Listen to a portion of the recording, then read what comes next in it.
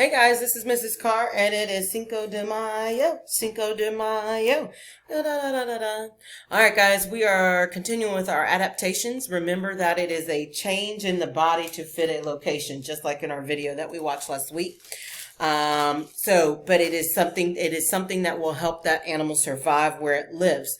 So the first thing that you're going to do is watch this video, Fishworks. Ooh, that looks fun. And then after you watch the video, then you're going to open up this fish structures table. And you don't need to download it. You don't need to print it. You don't need to do anything but look at it right here.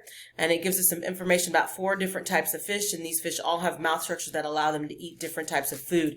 Please make sure you read this table carefully. Make sure you study the picture and look at the descriptions very, very carefully, because what's going to then happen is you're going to use that table to answer these questions. So please, please, please make sure you're looking at this table very carefully. Please reference the table to help you answer the questions, which, as you know, will be in here. Oh, wait, this is Mondays, but same difference. Even if it was on Tuesday, you would still understand that.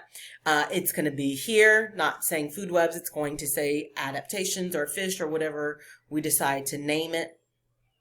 Please reference this chart as you are answering these questions, okay?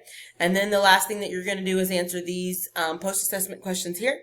So you can put your answers in the discussion post. Here's your answer key, by the way. You can put those answers in the discussion post, or you can put them, message them in Schoology.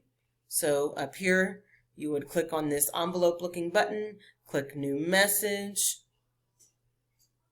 and then type your teacher's name here. And then you can put post-assessment or adaptations, whatever you want to put, and then put your answers in there and send. Okay, and then that is it for today. As usual, if you have any questions, please make sure you're utilizing Teams. We can help you. We can talk. We can chat. We can do whatever you need to help you get through understanding what you're doing. Also, please don't forget to go back and check your answers later in the evening or the next morning for your feedback from your teacher. All right, guys, that's it. Y'all have a great day, and I will see y'all tomorrow. Bye-bye.